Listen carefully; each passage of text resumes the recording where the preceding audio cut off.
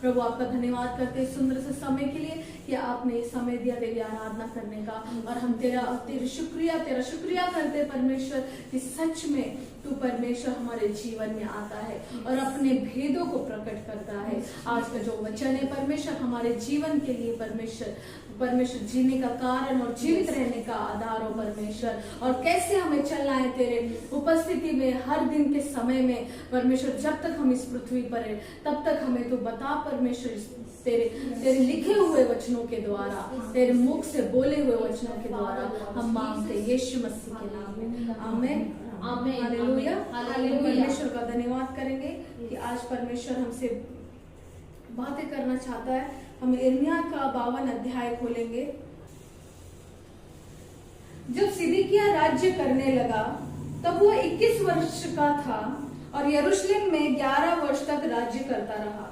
उसकी माता का नाम हमतोल था जो लिब्नावासी यिर्मयाह की बेटी थी। उसने यहोयाकीम के सब कामों के अनुसार वही किया जो यहोवा की दृष्टि में बुरा है। निश्चय यहोवा के कोप के कारण यरूशलेम और यहूदा की ऐसी दशा हुई कि अंत में उसने उनको अपने सामने से दूर कर दिया।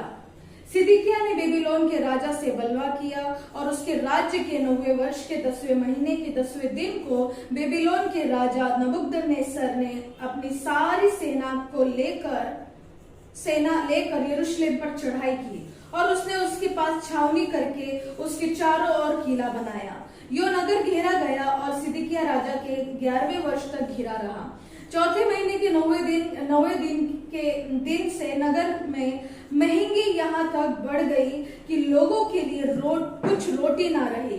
तब नगर की शहरपनाह में दरार की गई और दोनों दीवारों के बीच जो फाटक राजा की बारी के निकट था उससे सब योद्धा भागकर रात ही रात नगर से निकल गए और अराबा का मार्ग लिया। उस समय कसदी लोग नगर को घेरे हुए थे, परंतु उनकी सेना ने राजा का पीछा किया और उसको यरीहो के पास के अराबा में जा पकड़ा। तब उसकी सारी सेना उसके पास से तितर बितर हो गई। तब वे राजा को पकड़कर हमात देश के रिबला में बेबीलोन के राजा के पास ले गए और वहां उसने उसके दंड की आज्ञा दी। बेबीलोन के राजा ने सिदकिय्याह के पुत्रों को उसके सामने घात किया और यहूदा के सारे हाकिमों को भी रिबला में घात किया। फिर बेबीलोन के राजा ने सिदकिय्याह की आंखों को फुड़वा डाला और उसको बेड़ियों से जकड़कर बेबीलोन तक ले गया और उसको बंदी गृह में डाल दिया। वह मृत्यु के दिन तक वहीं रहा। हालेलुया। परमेश्वर का जो वचन है कि जो सिदकिय्याह राजा था उसने वही किया जो यहोवा के नजर में बुरा चीज था। उसने वही काम किए जो परमेश्वर के नियम के विरुद्ध था। उसने वही काम किए जो परमेश्वर ने बताया था, लेकिन उसने वो ना करके उसने अपनी मनमानी के अनुसार राज्य करना चाहा। हालेलुया।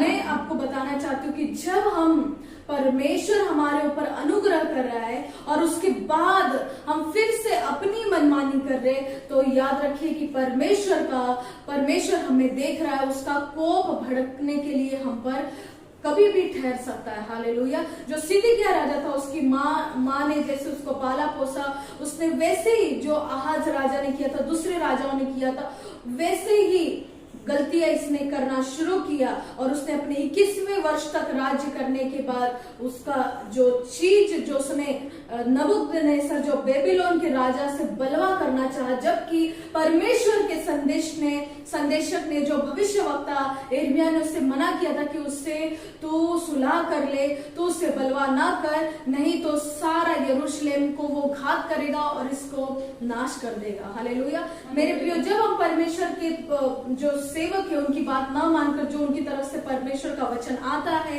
नहीं मानते, तो समझ लीजिए कि हमारा जो जीना है आगे का, हम तो मरेंगे लेकिन हमारे वंश मर जाएंगे।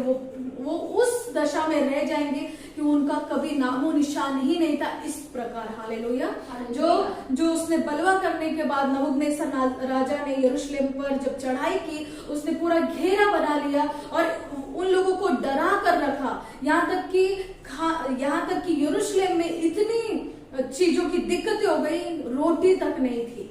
हालेलुया। परमेश्वर यीशु मसीह हमसे कहते मैं ही जीवन की रोटी हूँ। हालेलुया। लेकिन कब? जब हम परमेश्वर के नजदीक रहते, जब हम परमेश्वर के पास आते, तो ही हम वो रोटी खा पाएंगे। इनके पास यरूशलेम में रोटी खत्म हो गई, इनके पास वचन खत्म हो गया, कुछ नहीं रह गया। हालेलुया।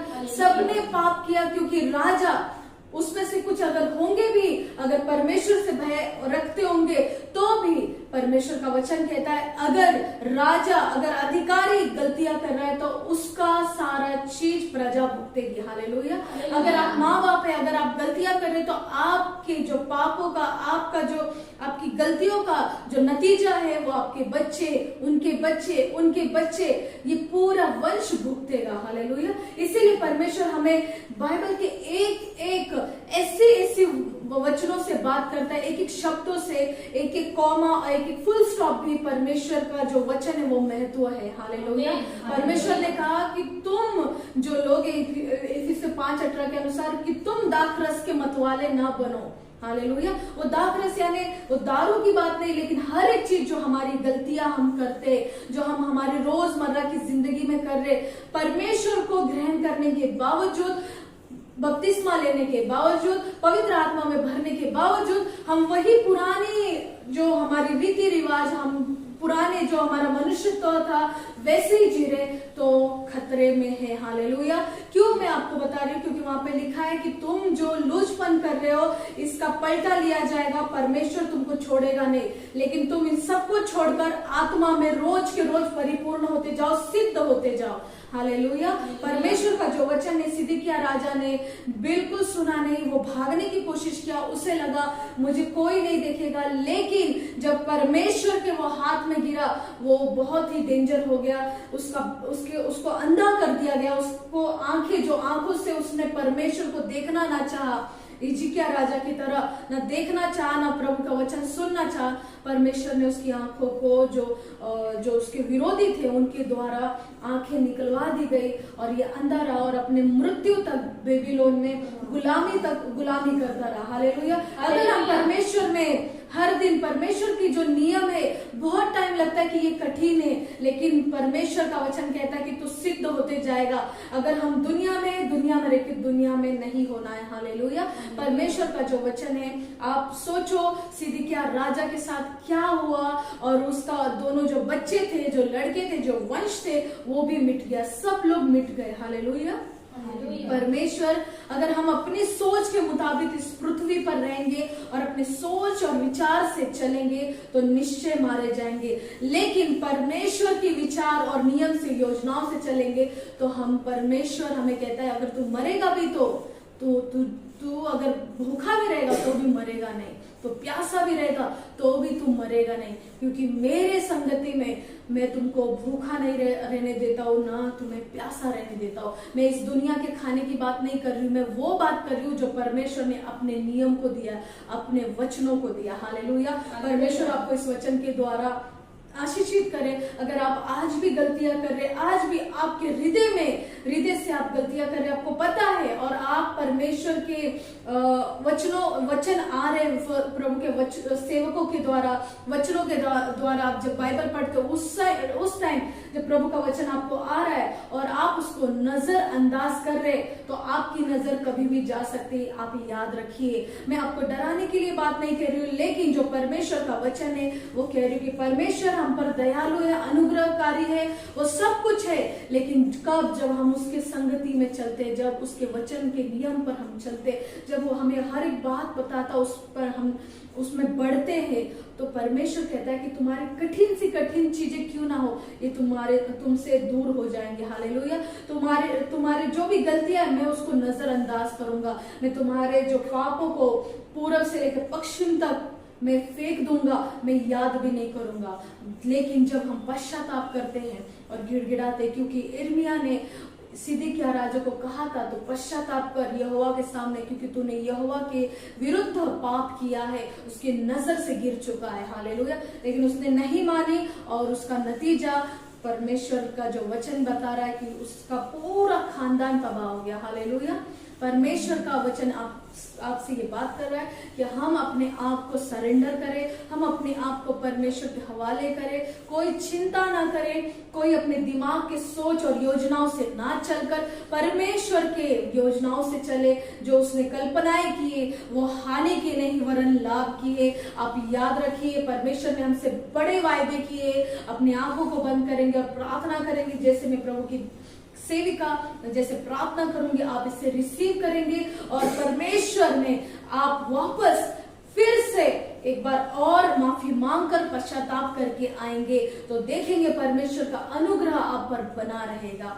हालेलुया। प्रभु तेरा धन्यवाद करते सुंदर से समय के लिए। तेरा वचन जो आया जैसे सिदकिय्याह राजा ने किया तेरे विरुद्ध, तेरे नजर में जो उसने पाप किए और वो भूल गया कि वो कौन से सिंहासन पर बैठा है, वो राजा किसने बनाया है।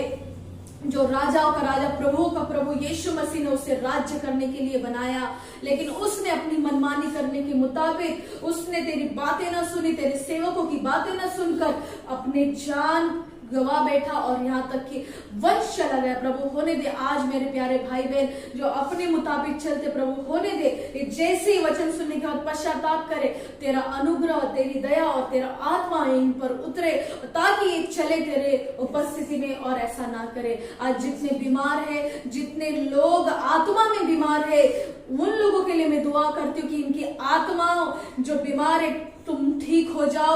इसी वक्त मैं यीशु के नाम से कहती हूँ, तुम सब जो प्रार्थना नहीं करते, जो आराधना नहीं करते, आज अपने हाथों को उठाकर प्रार्थना और आराधना करो ताकि जो स्वर्ग में हमारा परमेश्वर है वो हमें देखता है और हमें उसका हमारी प्रार्थनाओं का उत्तर देता है। प्रभु तेरा धन्यवाद करती हूँ, हर एक को तूने ब्लेस किया इस वचन के द्वारा। यीशु मसीह के नाम में मांगते हैं, आमीन और आमीन। God bless you. प्रभु आपको आशीर्वादित करे। Hallelujah. Thank you Jesus, thank you Jesus.